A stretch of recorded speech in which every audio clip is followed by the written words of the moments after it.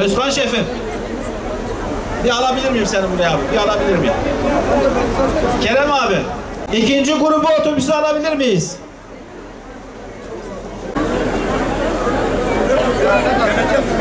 Şef.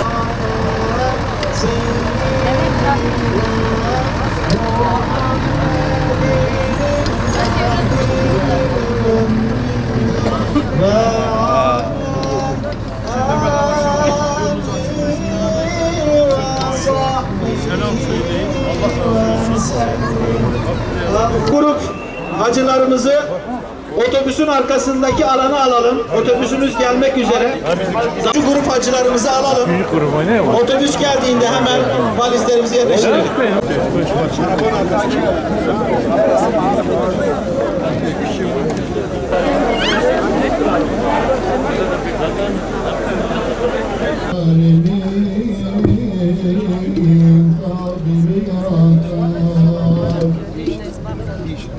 Allah. Gülsüm hocam.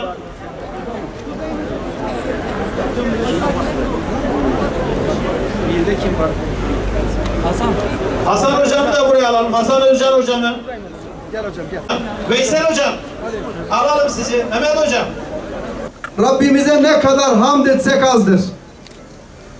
Allah Celle Celaluhu Hazreti İbrahim'in diliyle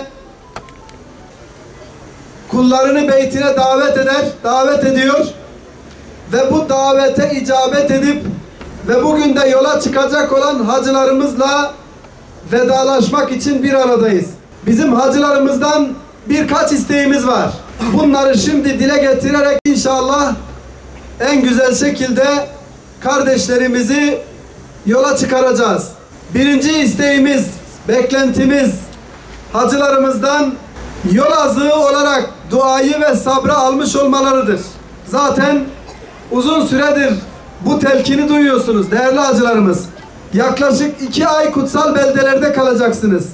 Mekke'de ve Medine-i Münevvere'de zaman geçireceksiniz.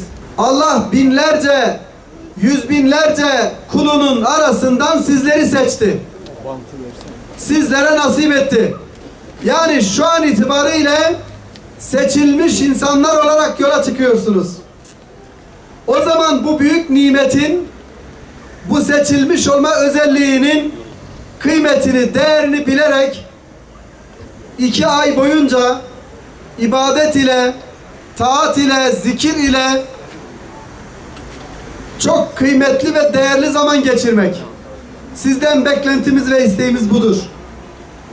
Buradan 201 kardeşimiz beraberce hacca gidecek. Yani şu andan itibaren 201 kişi yol arkadaşlığı yapacaksınız. Ve 2 ay boyunca arkadaş olacaksınız.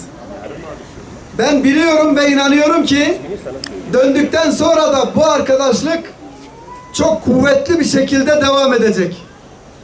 Onun için çok kıymetli hacılarımız, hac yolculuğunda edinmiş olduğunuz arkadaşlığın, dostluğun, kardeşliğin zarar görmesine fırsat vermeyin. Kardeşliğinize ve arkadaşlığınıza zarar verecek söz, davranış ve tutumlardan uzak durmaya çalışın. Sonra çok ciddi pişmanlık yaşarsınız. Çok basit küçük şeyler sebebiyle hac arkadaşınızın kalbini, gönlünü kırmak hiçbir şeye değmez. Onun için bu arkadaşlığın ve dostluğun bundan sonra da devam edeceğini bilerek arkadaşlığı candan, ciğerden yaparak 2 ay boyunca birbirinize destek olmanız, birbirinizin elinden tutmanız ve kafile olarak hareket etmeniz çok önemli. Değerli kardeşlerim, Diyanet İşleri Başkanlığı'nın hac organizasyonunda her kafileden bir kafile başkanı, bu kafilemizin başkanı da Yeşilyurt müftümüz Hüseyin Bayrak hocam, oldukça tecrübeli, hem birkaç kez hacca giderek, umreye giderek tecrübe kazanmış, hem Arapça diline hakim olan ve onlarla çok iyi anlaşabilen düzeyde Arapça konuşması, hem de ilmi seviyesiyle inşallah kafile başkanımız olarak en güzel şekilde sevk ve idareyi yapacaktır. Yine kafileden 5 tane din görevlimiz olacak her grubun başında ve şimdi öğreniyorum ki bu görevlilerimizin 5'i de daha önce hacca gitmiş, tecrübe kazanmış, oraları bilen, eden arkadaşlarımız. Dolayısıyla bu kafilemiz çok şanslı. Tecrübeli hocalarımız da gidip gelecekler.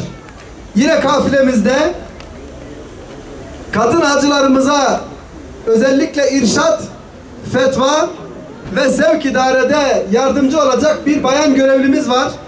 Gülsüm Hoca. O da tecrübeli, daha önce gidip gelmiş. Oraları bilen bir arkadaşımız, kardeşimiz. Sizlere rehberlik yapacaklar.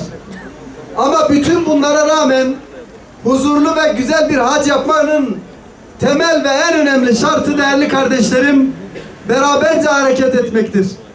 Kafilenin sevk ve idaresine verdiği talimatlara, belirlemiş olduğu saatlere, randevulara bütün hacılarımızın harfiyen uymasıdır. Değerli kardeşlerim, hac yolculuğu her yönüyle nefes alıp verme dahil ibadet halidir. Şu andan itibaren ibadet halindesiniz. Allah'ın huzuruna, onun evine adım attığınız andan itibaren ibadet halindesiniz. Dolayısıyla ibadet halinde olan hacılarımızın bu hal üzere olma bilinciyle hareket etmesi gerekiyor. Kim hac yaparsa, Allah'a inanarak yola çıkarsa, tartışmazsa, cidal yapmazsa, kalp gönül kıracak davranışlarda bulunmazsa, raca keyevmin veledethu ummuhu, annesinden doğduğu gün gibi günahsız bir şekilde döner. Yani günahları affedilmiş olarak döner. Kendi evlatlarınız, çocuklarınız için ve Gazze'de kahramanca, Filistin'de kahramanca cihad eden kardeşlerimiz için çokça dua ediniz. Dua dilinizden eksik olmasın. Her haliniz dua olsun. Her haliniz ibadet olduğu gibi her cümlenizden bir dua kelimesi dökülsün inşallah. Ya ilahel alemin ve ya erhamer rahimin, senin ilahi emirlerine ve davetine uyarak hac yolculuğuna çıkıyoruz. Bu kutlu yolculuğumuzu kolay kıl ve kabul buyur ya Rabbi. Yüce huzurunda ellerimizi açıyoruz. Ellerimizi boş çevirme Allah'ım. Ya Rabbel alemin, şu anda peygamber şehrine, Medine-i Münevvere'ye, o kutsal topraklara doğru yola çıkmak üzere burada toplanmış bulunuyoruz. Ey yüce Rabbimiz, arınmış bir ruhla Harameyne varıp niyetlendiğimiz bu hac ibadetimizi usulüne uygun olarak kolaylıkla eda edebilmeyi, sabırla tamamlamayı bilmeyi cümlemize nasip eyle. Amin. Ey yüce Rabbimiz, dualarımızı kabul, tövbelerimizi makbul, günahlarımızı mağfur, haccımızı mebrur ve sayimizi meşkur eyle. Amin. Ey kerim olan Rabbimiz, şu anda bizleri uğurlamak üzere burada bulunan başta kardeşlerimiz olmak üzere her mümin kuluna Kabe-i Muazzama'yı tavaf edip yüzünü sürmeyi, Resulünü ziyaret edip selamlamayı nasip eyle.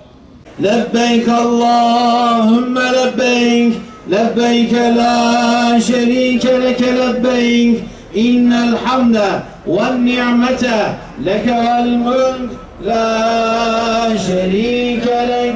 Lebbeyk Allahümme lebbeyk, lebbeyk la şerike leke lebbeyk, innel hamde ve ni'mete leke vel mulk la şerike lek.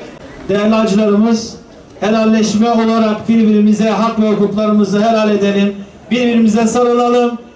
Haklarımızı helal ettikten sonra birinci otobüs, birinci grup, ikinci grup, üçüncü grup, dördüncü grup ve beşinci grup olarak bir an önce otobüslerimize geçip sayılarımızı tamamladıktan sonra havaalanına intikalimizi gerçekleştireceğiz. Anlaşalım. Otobüslerin önünü de kapatmayalım. Bir an önce havaalanına intikalimizi sağlayalım. Çıkışını sağlasın lütfen.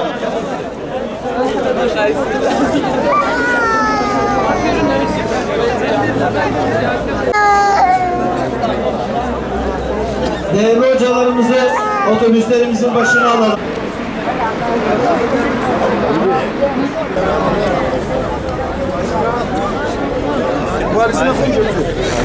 Bu yolu biri nasıl?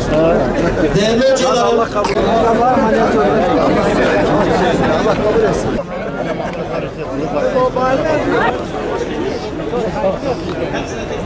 Sayıları tamam olan hocalarımız çıkış sağlasınlar.